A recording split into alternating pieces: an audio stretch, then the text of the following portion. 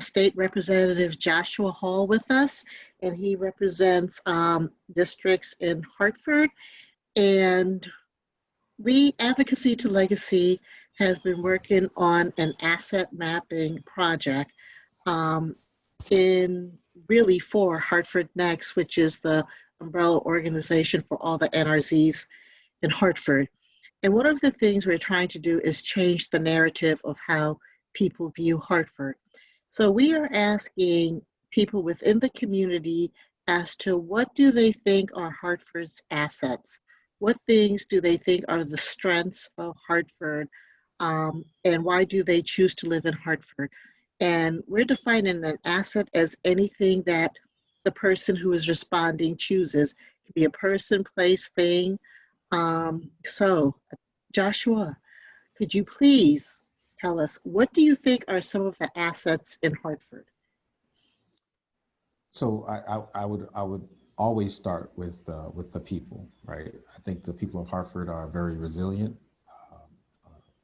They have tremendous perseverance, and so that's the most, and that's our best asset, and it will always be our greatest asset, the people of Hartford.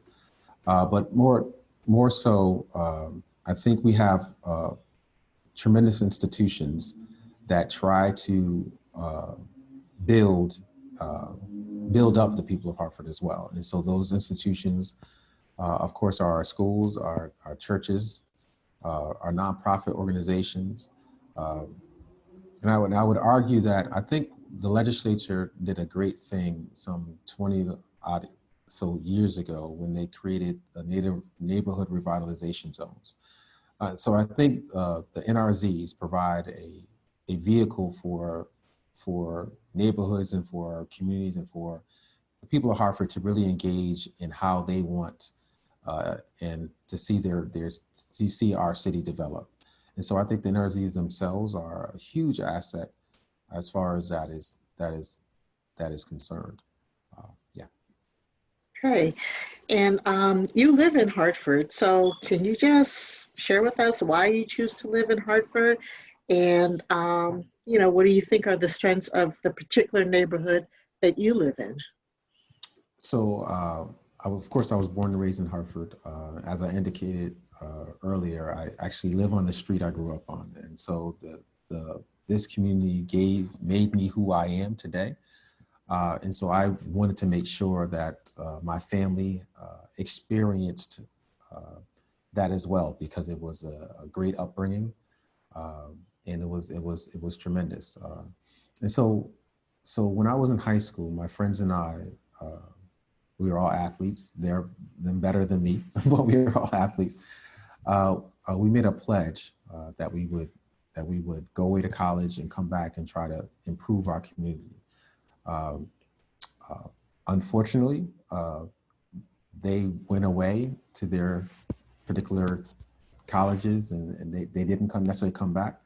But I came back because I have a strong sense of wanting to make sure that I try to improve my community as best I can. So the reason I live in Hartford is that reason, because I made a pledge when I was in high school that I would do just that, come back to the city that gave me so much, and try to give back as much as I can. So I live in the Blue Hills neighborhood.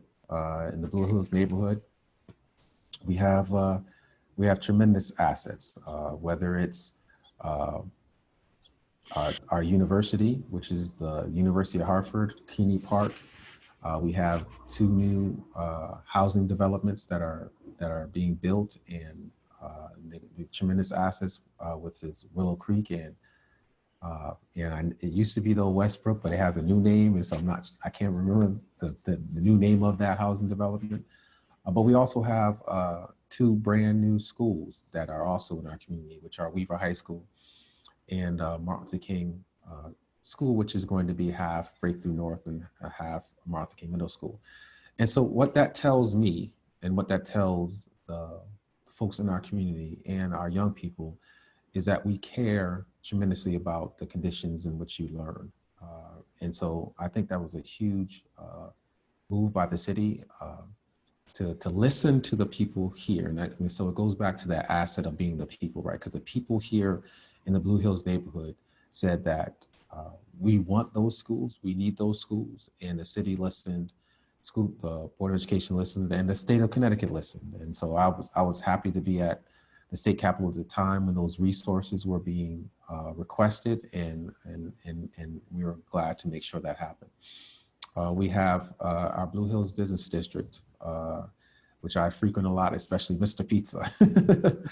But we also have tremendous West Indian restaurants and other restaurants that really bring a vibrancy to our neighborhood.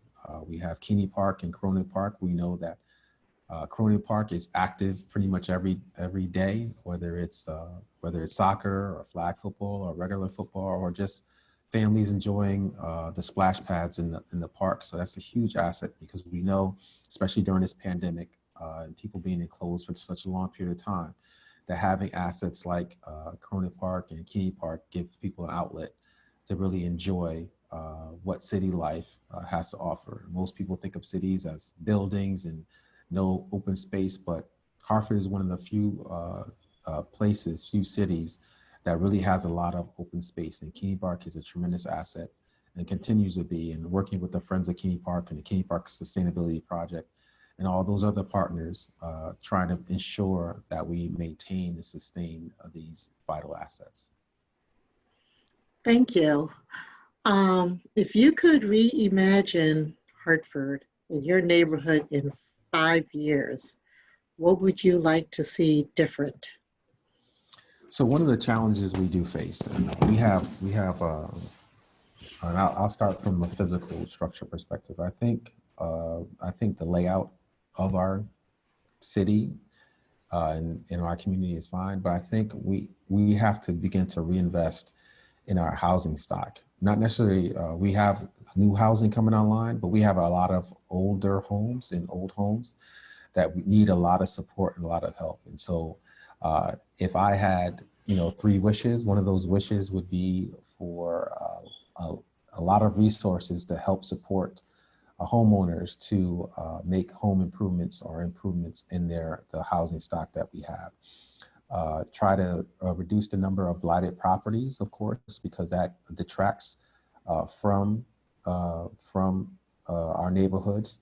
But so that's one thing, one area I would absolutely focus on. But also ensuring that we have much more opportunities for our young people to engage in positive activities. So whether it's athletics or academics or just being engaged in the community, such things that you're doing, Violette, are tremendous help to trying to ensure that our young people have positive outlets and positive things to do in their life. And so we have organizations like the Blue Hill Civic Association that try to engage youth on a number of different levels. In the past couple of weeks, they've had these community cleanups led by the Blue Hill Civic Association. So just showing young people that we're all in this together, that it takes all of us to ensure that we have the best quality of life possible. And so all of us have to step up. But we also have organizations like the Legacy Foundation of Hartford that try to give and provide opportunities to our young people that they would not normally get. We know that school budgets are stressed and strained.